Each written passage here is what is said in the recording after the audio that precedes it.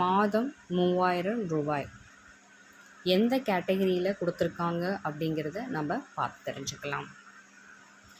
So குடும்ப தலைவிகளுக்கான இந்த அறிவிப்பு கண்டிப்பாக யூஸ்ஃபுல்லான தகவலாக இருக்கும். முழுமையாக பாருங்கள், ஸ்கிப் பண்ணாமல் பாருங்கள்.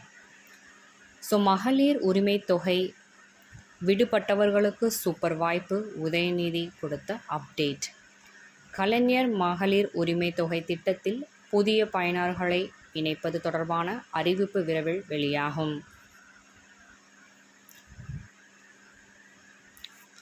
இந்த அப்டேட் பொறுத்தவரையிலும் துணை முதலமைச்சர் உதயநிதி ஸ்டாலின் கொடுத்த நியூஸ் அப்படின்னு சொல்லலாம்.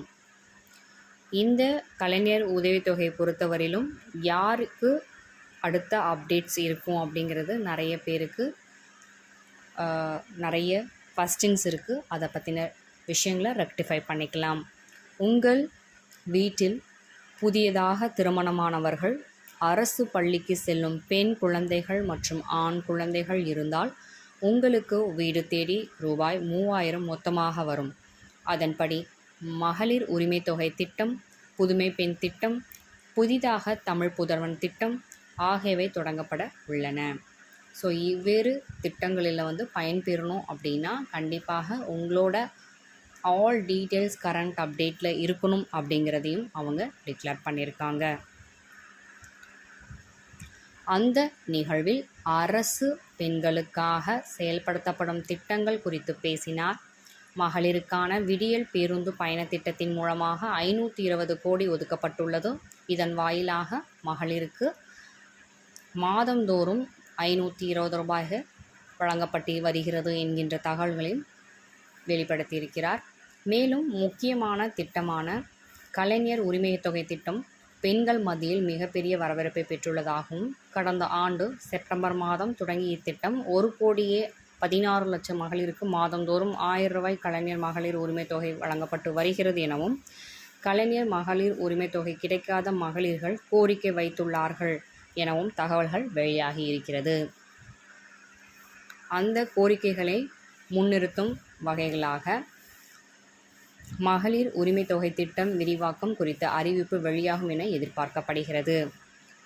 மகளிர் உரிமை தொகை திட்டத்தில் விடுபட்டவர்கள், நிராகரிக்கப்பட்டவர்கள், புதிய குடும்ப அட்டை பெற்றவர்கள் என பலரும் பயனடைய வகையில் இந்த அறிவிப்பு அமையும் என்கின்றார். அது மட்டுமல்லாது ஊரக உள்ளாட்சி தேவைகளுக்கு தேவைப்படும் அனைத்து விதமான விஷயங்களும் இதில் நிறைவேற்றப்படும்.